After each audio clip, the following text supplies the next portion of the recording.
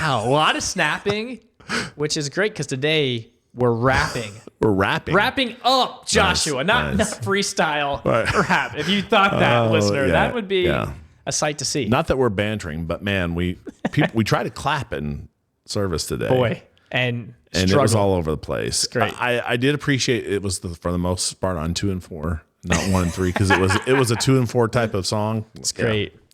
Well, with Joshua, we're entering the final section of the book. So just like high level, like the highest level, chapters 1 through 4, we're crossing the Jordan. We're entering the promised land. Chapters 5 through 12, we're taking the land, battles everywhere. The section we just finished over the last couple of episodes, chapters 13 through 21, we're dividing the land, hopefully possessing the land. What we read last week is Joshua's like, how long are you guys going to wait till you actually possess it? And then these final chapters that we're talking about here, we're looking at 22, 23, and 24. We're talking about resting in the land. And so from here on out, this is Joshua calling for an assembly on several occasions. It's not just one occasion. It's Israel's response in light of what we've just read last week. Michael read. Maybe it's worthwhile to read even just the last verse, verse 45 of chapter 21, because it kind of encompasses a big part of Joshua. And if you can hear the pages rustling, Michael is turning feverishly. Not one of the good promises which Yahweh had made to the house of Israel failed. All came to pass. So God gave Israel rest. He did exactly what he said he would do. And now we're kind of, what's the people's response? We know what it should be. The last 3 chapters in Joshua kind of chart this course of how Israel's fate's going to turn out based on their response. So that's where we're going. Good. That's good. I'm excited. Let's take it to the next level. Let's fire up that twangy music.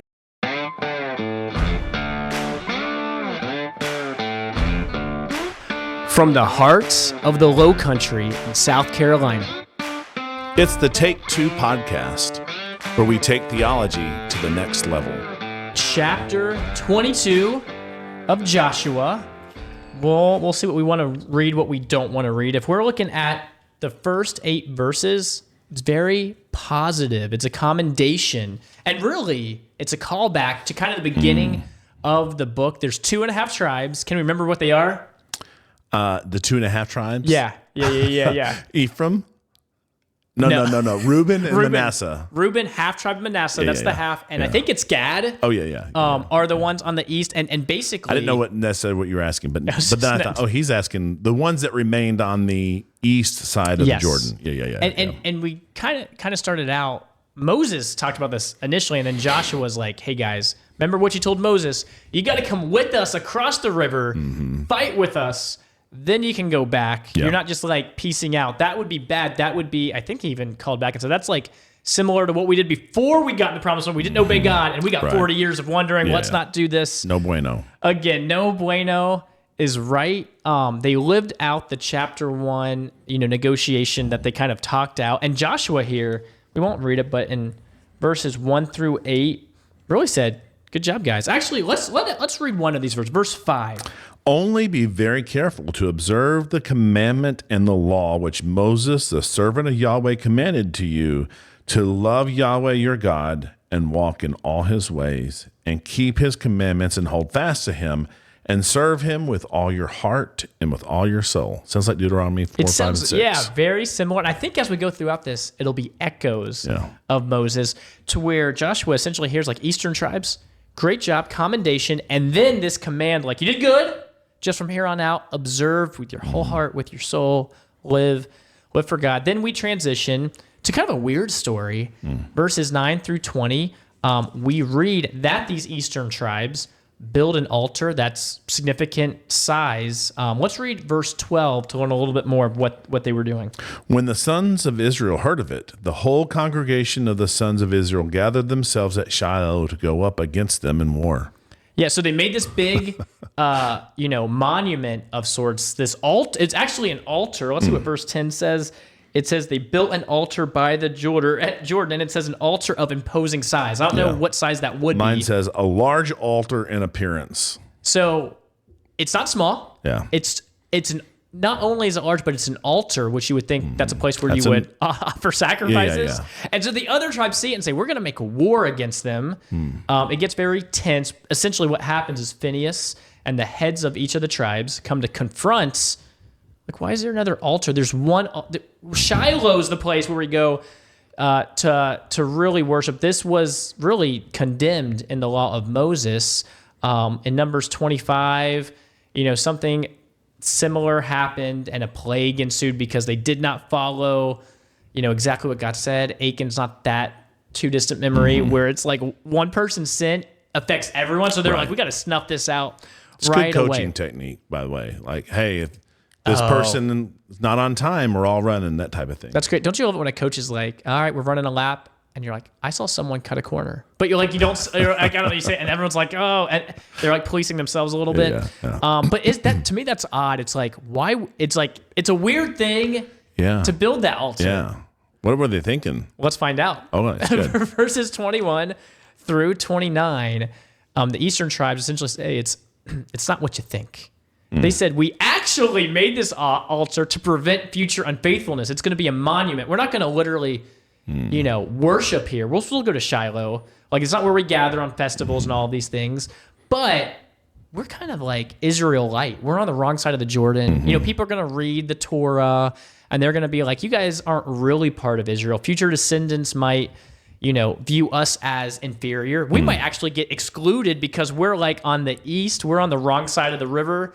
Yeah, it's like the railroad tracks. Like they were on the wrong side of the railroad tracks. You're not in like the real promised land. And it makes sense where, if you've ever seen, I'm a Pittsburgh Steelers fan, you look at Pittsburgh, they got like a bajillion bridges over every little river, not as easy to, go across rivers as it is today. Yeah. To where that is kind of like more of a dividing line. It's not like, living west of the Ashley is as big of a deal in Charleston area as it was. So that would be big.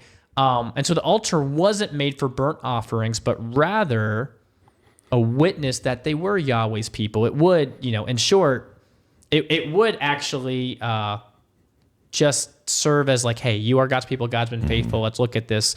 The Western tribes were basically saying, hey, we can't have unity if you're going against what Moses said, which what they thought. And the East were like, no, actually, we want unity. We're saying we're part of you because of this. Yeah. And at the end of chapter 22, they kind of come to a resolution. Verses 30 through 34 kind of irons this out. Phinehas speaks for the tribal committee and says, hey, we checked it out. Things are good. We don't have to go to war. So question for you, Michael. Yeah. Do we look at a passage like this and say, hey, this teaches us to work through misunderstandings? Do we look at a passage like this and say, like, hey, keep your guard up for like people bringing up false idols? Like what do we do with this? Well, I think we would always need to be careful drawing a prescription from a description. That's so that's smart. your first general practice. But I would say, I think that the hairs on the back of your neck, if you're on the Western side, should go up a little bit. Like, what?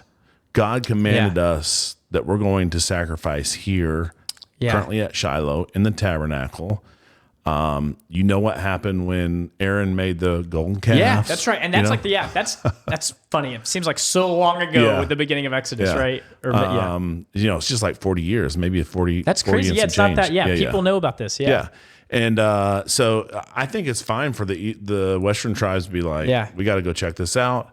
And I think it's fine for the Eastern tribes to say, hey, it's not what you think. Not what you think. Let's work through this. This is more of a testament. It's like those 12 standing stones. This is our testament that say that we are part of the Commonwealth of Israel. Don't forget us. We're going to come over and don't exclude us. I think that's good. It is weird. It's weird. Like from my perspective, I'm like, man, it's weird that they build an altar, but it's purely a monument. It's just like, but it makes sense, and you talk and you don't know what people says. And in they probably had like yellow tape over it. They're like, don't sacrifice here. Verse 31, Phinehas says, today we know that Yahweh's in our midst because you have not committed this breach of faith against Yahweh. Now you have delivered the people of Israel from the hand of Yahweh. And I do like the fact that they're like, they're on guard. They're like, hey, sin affects everyone. We're on top of it. And so, hey, good. We're getting to the end of the book in a good way. Yeah. Joshua 23. This is the second of 3 assemblies we're going to read about to finish out the book. And the emphasis is similar to what Moses talked about in Deuteronomy. Faithfulness to Yahweh, and things will go well for you in the land. Disobedience, things will not. Joshua is an old man. We read it a couple chapters ago where it was like very explicit. Like, yeah, like the Lord was like, Joshua, you are old. You are old. It's so good. So let's look at Joshua 23. Can you read verse 1?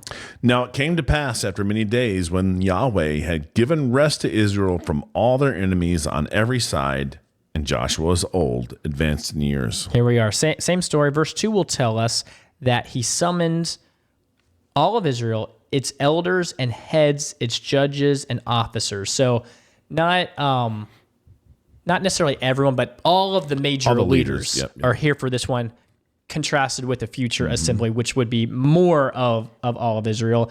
And in a way, this is Joshua's last will and testament. I would love to do a series, and maybe we'll just cover it, but I've always thought of like a Sunday school series or a Wednesday night series on like called like famous last words. And you just take like every like bring my cloak major, and you're just like, yeah, there you go. And you're like looking at like, what did people say when they knew they were going to die sooner? You know, they're at the end of their life. They're looking back, like a lot of good wasn't there. And basically, if we're boiling it down, Joshua, beginning of this chapter, he anticipate that Yahweh's going to help him. He admits, he says, hey, I'm old, just like, you know, everyone's been saying in this book for the last few chapters. It's not up to me.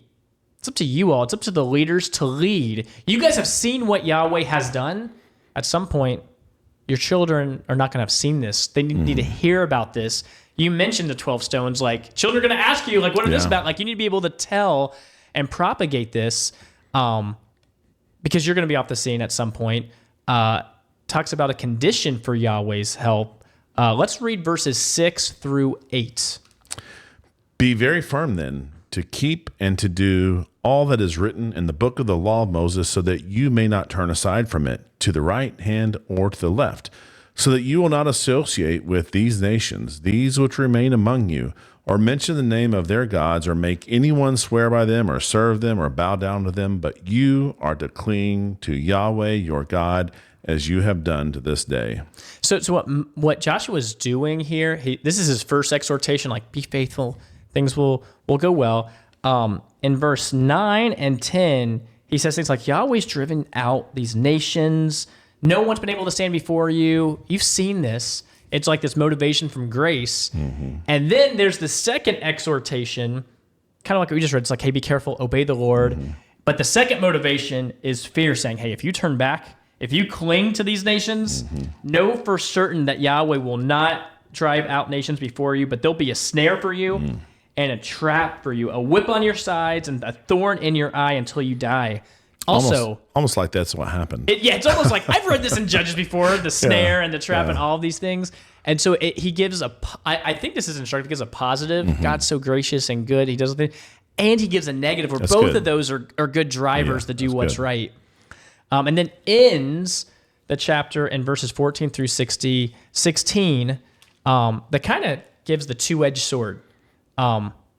Yahweh will work. There's two options. He's either going to work with grace or judgments. Something's going to happen. Can you read verses 14 through 16? Now behold, today I'm going the way of all the earth, and you know in all your hearts and all your souls that not one word of all the good words which Yahweh your God spoke concerning you has failed. All have been fulfilled for you. Not one of them has failed. It shall come about that just as all the good words which Yahweh your God spoke to you have come upon you, so Yahweh will bring upon you all the threats until he has destroyed you from off this good land which Yahweh your God has given you. When you transgress the covenant of Yahweh your God, which he commanded you, and go and serve other gods and bow down with them, then the anger of Yahweh will burn against you, and you will perish quickly from all the good land which he has given you. So interesting. I don't know if they teach this in like homiletics class to be like, hey, always end with a downer. Yeah. Like end your sermons just like worst case scenario. Yeah. Because that's what Joshua does. And it's like, yeah. that's what Israel needed to hear because, we know the story too. It doesn't end well, but these things come to pass. So this is Joshua to the leaders, like, hey, leaders, lead. There's a good track, bad track. We know what happens. And that's chapter 23. That's how he ends his talk to the leaders as far as what's recorded. Chapter 24, covenant renewal at Shechem. Home stretch. Yes, this is it. This is last chapter. This is great. Here we read that all the people of Israel are gathered, and I think it might be worth a brief review. You hear Shechem. You've probably heard it before if you're doing your Bible reading. Like you've heard this. Well, one of the first places we read about Shechem is Genesis 12. You know what happens in Genesis 12? That's where we get the Abrahamic covenant. Yes. Yeah. So connecting all these big ideas. Yeah. Is Shechem also where there was the well given and Abraham is like trying to deal with the local people? I think you might be right about that too. He buys it or something for price silver. Yeah, you might be right. You might be right. I get confused with, because it happens like twice, or it happens with maybe Jacob as well, or so, I don't know. Yeah. But Shechem, definitely, Genesis 12, that's the place where God met Abram and said, I'll give you this land. And Joshua, standing in the land at Shechem, he's about to pass off the scene as like all the people kind of giving his last. So it's really exciting, solemn, great moment, tense moment, all of these different things. 24:2 verse 13, really not in honor, but keeping this idea of Shechem going back to Abram. He reviews Israel's covenant history, talks about Abraham, Isaac, Jacob, Moses and Aaron, talks about things that happened with them, Egypt, the crossing of the Red Sea. Go ahead and read for fun. Let's read verses 12 and 13. It says, Then I sent the hornet before you, and it drove out the 2 kings of the Amorites from before you, but not by your sword or your bow. I gave you a land on which you had not labored, and cities which you had not built, and you have lived in them. You are eating the vineyards and olive groves which you did not plant. And if you just peruse chapter 24 right now, I have this circled in my Bible when I was reading this, but Joshua is talking as Yahweh, he's like, Yahweh is saying this. And it says, I did this. I took your father Abraham. I gave him Isaac. I gave Esau. I did this in the midst of you. I sent Moses and Aaron. I brought you out of Egypt. I did this in Egypt. I brought you out of the land of the Amorites. It just over and over is like, it's the point couldn't be more clear. Yeah. God did all this. Yeah. Over and over says, I did this. I did that. And ended with what you said. I'm the one who even sent the hornet before you, drove them out. I gave you this land. You did not build these lands. You did not, you're not eating the fruit of the vineyards and olives. You did not even plant those. Other people planted those. Yeah. You did not deserve any of this. It is very, very clear going through Israel's history.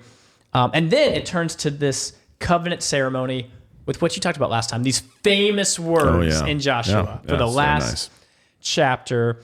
And this whole verses 14 through 24 is like a back and forth. It's like a responsiveness between Joshua saying something, the people responding. Go ahead and read verses 14 and 15. 14 says, Now therefore fear Yahweh and serve him in sincerity and truth, and put away the gods which your fathers served beyond the river and in Egypt, and serve Yahweh. If it is disagreeable in your sight to serve Yahweh, choose for yourselves today whom you will serve, whether the gods which your fathers served, which were beyond the river, or the gods of the Amorites in whose land you are living. But as for me and my house, we will serve the Lord. Man, what a statement. Yeah. What a line. The people's response, in essence, say, far be it from us to serve other gods. We know it was Yahweh who brought us out of Egypt. They drove out before us all the peoples and the Amorites. They respond, we will also serve Yahweh because he's our God. Then Joshua comes back and read verse 19 and 20, because again, not what you're going to hear in homiletics class about crafting a sermon. Then Joshua said to the people, You will not be able to serve Yahweh, for he is a holy God. He is a jealous God. He will not forgive your transgressions or your sins. If you forsake Yahweh and serve foreign gods, then he will turn and do harm and consume you after he has done good to you.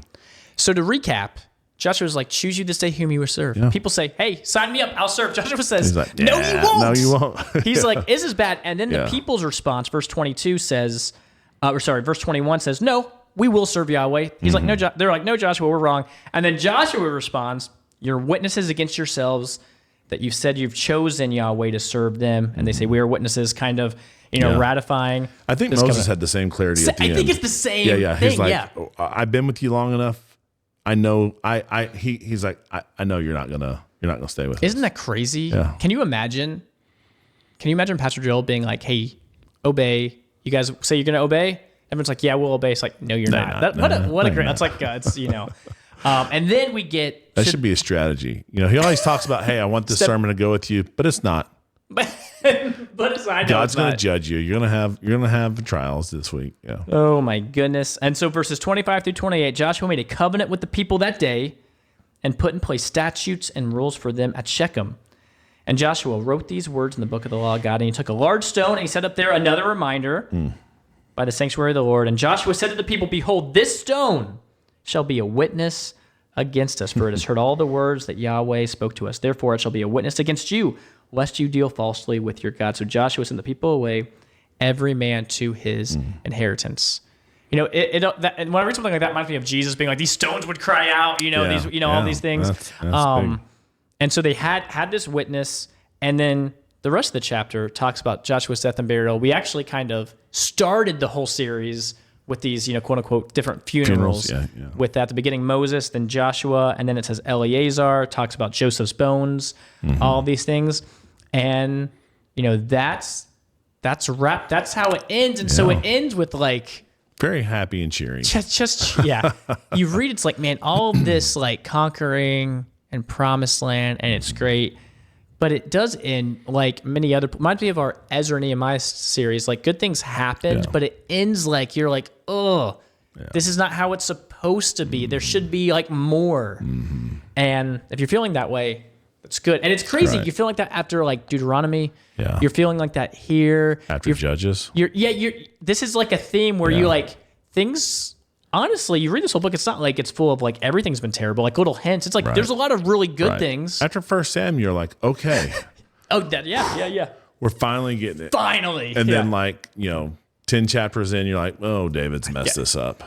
Yeah, it is. Yeah, it is very, very crazy where it's like you can't read. It's like, even if you're like skipping around scripture a little bit, it's like you're kind of getting a lot of the same beats. You know what I mean? Yeah.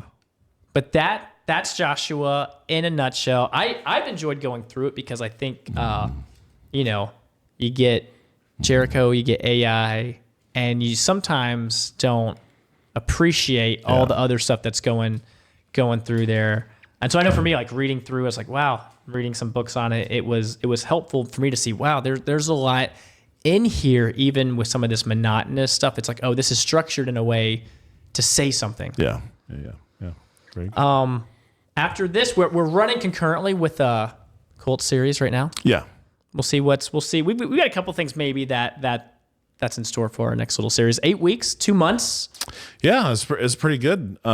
Basically, our New Year's resolutions through. Yeah, that's right. Yeah, it was all either crossing the Jordan or on Joshua. Man, your two sons, Jordan and Joshua. That's right. Well, might be a good time to transition. Yeah, our last take, because one of my New Year's resolution, I was actually working really hard on it. Oh yeah, I was gonna like show a video of me like nailing it. And I was like not good at it yet, but I've been practicing like standing on my hands and walking on my hands. James Dunham has tried to do this too. Really? And I'm getting. I don't know much if you've better. seen it. He's slimmed down a lot. Okay, I think he would say himself. He's probably now has to work on building up the muscle. Yes. Yeah. And I was like, I was not good at it, but I've like made a lot of progress. Are there like steps that you take? Like you do this first and then different schools of thought. I'm glad you asked. And the reason I say this is I'm getting off track with something else we'll bring up, but it's like, I was like every day practicing for like 10 to 15 minutes. a lot of what you do is flexibility and the wrist, because wrist injuries will derail you. And I've tried this in the past, and it's like, turns out your wrists probably weren't meant to support your body weight. Right. And so if you don't have the right flexibility to, you're really straight. So every warming up the wrist, doing some extension and flexion, like really, really stretching out. And then one school of thought is climb up against the wall with like your belly facing the wall and building up, getting used to being upside down. And that helps you get straighter and straighter. Also, you're putting weight through your hands, and maybe you'll walk your feet up the wall and walk back out, build up strength. The other school of thought is like, that's great for strength and range of motion stuff. You're not really learning balance, to where I don't know if you know what a crow pose is. It's kind of, I did not know any of this until I was like going deep dives, but it's like you kind of a crow pose is kind of like your knees are bent and you're kind of like, you're putting pressure on your hands. Yeah, you're kind of like down. Is that like where your elbows? Yes, and you like elbows are bent. Yes. And you kind of like put your knees on your elbows? Yes, exactly. Okay. And so you're learning balance, and then over time, you're also getting used to being upside down. What if you do both of them? And you get, so it's good to do both. Yeah. There's different, problems you'll run into, but if you're doing both, I think you're hitting it. So I was doing both. And then the other thing you really need to learn is just how to bail, like basically kind of cartwheel round off. Putting together hay or anything, or straw. No. Okay. Because also, biggest thing you can do is you start going overboard. You want to like cartwheel out of it, and if you can learn that, then you can practice. The hardest thing is finding that balance point, and that's what people struggle with. Even if you struggle with the strength, or the range of motion, or the balance, or the three pitfalls. Because if you don't have the range of motion, that's when you get hurt too, because your wrists, you don't have that. Yeah. And a lot of people, that's a lot. It is a lot. Because and this is not enough range of motion right now to do it. Exactly. And when your elbow's straight, it's harder because your muscle. So it's even harder, So and part of the stretching, if you're putting your body weight through it, you'll get there over time, but you have to ease into it at the same time. Yes. Takes connective tissue a while to adapt. Totally. Slower than muscle tissue. Part of it's like you should practice like 5 to 10 minutes. Like it's better than practicing like an hour. You know what I mean? You just need to be consistent, short amount of time. And I was almost like reading your Bible or something. Exactly. That's like better gains. Yeah. And I was getting like better. Leanne was annoyed because I would like do it. I'd be like, Leanne, check this out. And it's like 4 seconds, 8 seconds. And I couldn't. And I was learning how to walk on my hands because I would lose balance and have to walk. Like people say, like, don't do that if you really want to balance. You just need to learn how to balance up. But I was like learning really well. And then all of a sudden, catastrophe. Not catastrophe. I took a new endeavor. And I'm coaching this Northwood soccer team. And so I have not had as much time to devote to. Even though it's only like 5 or 10 minutes a day, I just haven't done it. While the soccer players are warming up, you're practicing this. I mean, that will kind of really set the tone for who you are. And I was like pumped because I was actually making progress. I wasn't good at it yet, but I saw the pathway there. Like my first, really for most of January, not a lot of progress. I was focusing on flexibility. Like I wasn't actually balancing. I was like just building it up. And I could like just start to like hold, and I was starting to find my balance point. So but James Dunn's doing this. Say again. He's doing this. He's trying to walk on. Well, he said he only said that he remembered his dad being able to. And now that he's kind of trimmed down, he's like, oh, I'm going to give this a try, and it did not end well. But I don't know. So maybe you gotta give him all these. I'm sure he will listen and he'll know now. All right. So totally. I did because I was just doing the most frustrating thing for me was I was just doing against the wall and I was not learning the balance point, and so I was like not making progress. But then when I started in the crow pose thing and I was like learning that slowly, putting just like gripping the floor and you can like feel your balance. It's like a light switch, man. I got actually super excited. Haven't done it in like 2 weeks at all. And so I was like, man, I probably lost a lot. You've been coaching for 2 weeks, so you can't put all that blame on. I've been coaching for 1 week. Maybe it's just been a week off. Yeah. Maybe it's just been a week, but it feels like I was doing it like a lot. Yeah. I was really committing to it. Yeah. So we got this email from our athletic director. And it's like, hey, we need a JV boys coach. Man. And I immediately was like, Zach Hale, his wife teaches at the lower school. I think he'd be great. And I told Jill, he's like, do do you know him well? He said, do you know him well enough to ask him if he'd be interested? You're like, no. I was like, Can't yeah, do it. I know him well enough. And so I reached out to you. And then later that day, I had chess, over lower school chess. yeah. So I went by and I was like, so what do you think? And your wife was like, She was pushing for it. Yeah. I was afraid she's going to be upset. Like, Yeah. he's already too busy. He Yeah, can't do this. And she's like, no, I think that'd be great. I think it'd be like, our boys she going was to be up there. really pushing me. That's Yeah. one of the reasons I did it. Like I wanted to do it, but she was like, he should do it. And honestly, I was thinking about this. I mean, I could get fired after this first season if it doesn't go well, but it's like great if I'm like for the next like several years, I'm going to be coaching 3rd through 5th grade soccer with my boys. Yeah. My wife teaches 5th grade. Yeah. And now that I'm a coach, I bet I don't know if I do or not. I actually haven't. I've been coaching the last week. I don't have the position yet. I'm sure. Yeah. I'm sure I do. But I bet there's some pull to be like, hey, can we do some summer stuff? Like, I bet I have more. I have more credibility. You know what I mean? Yeah. I think that's the case. When I was doing JV football, I started doing like at the spring, like interested 5th graders. We'd start doing some stuff just to like get them with the other team, like help, like try to throw that net while they're still in 5th grade and stuff, and try to get them. Because the hardest thing for football is that there's probably 1 or 2 5th graders who are going to actually contribute. Oh, yeah. Right. Then you have, like really contribute. Yeah. Then you have maybe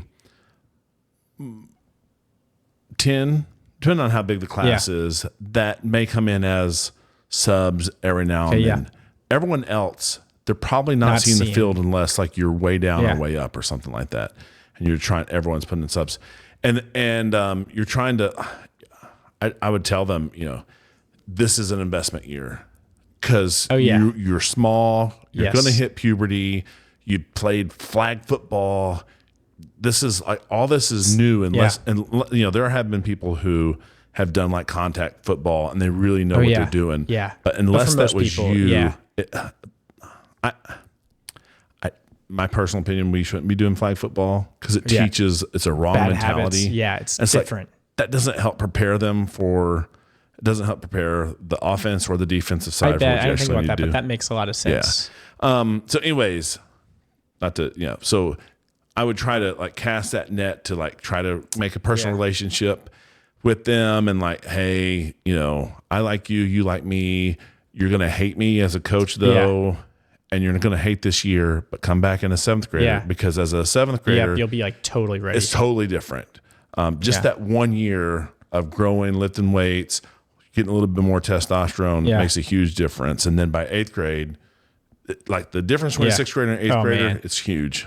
Yeah, that's. And I was like, man, if this worked out, it's like the whole ecosystem that I'm in anyway. Yeah. Like it would be cool to, and it's like and my kids are young, so it's like they could come up through. It'd be really good. So we'll see if it works out. We'll see how it goes. But yeah, so it's been busy, but good. I've been excited for it, and it's been fun. Yeah. Anything crazy new with you? Well, I don't know if it's crazy new. We did talk about some of our New Year's resolutions. Yeah. Yeah, and so I have dropped 12 pounds since the New Year's. What's been your strategy? Is there like a certain, what have you been going with? The strategy is having some form of accountability. Ooh. So through my insurance, I can have a health coach. Yeah. And there was a time when I had a health coach and we met weekly, but she was trying to get in her hours to get her final certification. So I was kind of like her guinea pig, but it was really good for me.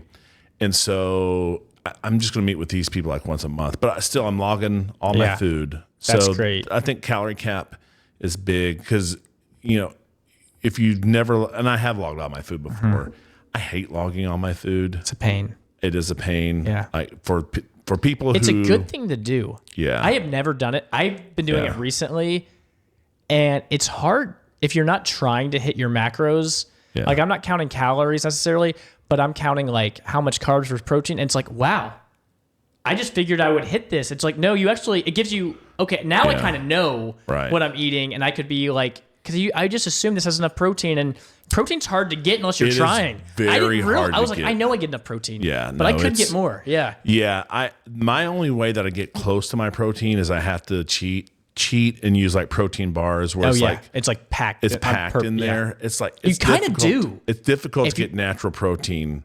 And It's like you got to eat so much volume of chicken or to get all that. I'm like, and I do it. But so I'm doing that. So that's been good. And I also Clay, he was trying to get to the 1,000-pound club, and then for some reason these 1,000-pound club reels started coming up, and it's just like, okay. So I worked out a strategy with chat. Nice, and so I've been lifting again. My most recent lift, I felt pretty good about my bench press. This was like 3 lifts in. Yeah. And I was like, when I was coaching, I was lifting kind of heavy. With the other coaches and with the guys. And then when I stopped coaching, I was like, you know what? I'm going to do more reps. Lower weight. So I was concerned about how fast the strength was going to come back. Third lift, I was already doing 205 bench. Oh man, so you're like 5. Well, if you're benching that, I'm sure your deadlift and squat are pretty good. My squat's pretty good. Deadlift has always been I hate deadlifting. I don't enjoy deadlifting. I know lots of people. I grew up with guys who's like, oh, I love deadlift, and they would live the deadlift. I hate deadlift. So, me and Chat both know that's where the work is going to have to hit, because deadlift is normally that's how you get your numbers. That's how you get your number. Do you know who Anatoly is? Do you know this guy? I know the name. I probably know. Yes. He pretends like he can't lift, and he's like, hold my mop, and then he lifts like 1,000 pounds. Yeah. So I love that guy. But sumo deadlift is allowed, but I don't know if I've never been sumo lifted, so I'm gonna have to do the deadlift, but I always do deadlift last in my workout. So right now I'm doing a supersetting my bench and my squat. And my bench and my squat are basically almost the same weights. Okay, yeah. So eventually my bench is going to not grow, stop growing linearly, and my squat should continue to grow. So I superset those 5 sets of 5, and then I do 2 sets of deadlift after that, because I don't think, especially right now as I'm strengthening my back, I don't want to be doing like 5 sets of 5 deadlifts, because you can pull some stuff. So Oh, that's exciting. 1,000-pound club. That's great. That's good, man. Yeah, check back in. We'll see how the handstand and 1,000-pound club is going. Yeah, that's good. That's pretty cool. Sweet. Well, good update. Yeah. Any final words? I think that's good. We're already in the last take. All right. Is anyone even listening to us? It's just like 2 friends talking. It's not really. We should have, like, if you've made it this far, make some comment either on Spotify or. That's right. If you're hanging in there, or YouTube, make some comment. I love it. Let us know. Do it. That's our take. Thanks for listening to Take 2. Find us wherever you find podcasts and on YouTube for those who want to watch our videocast.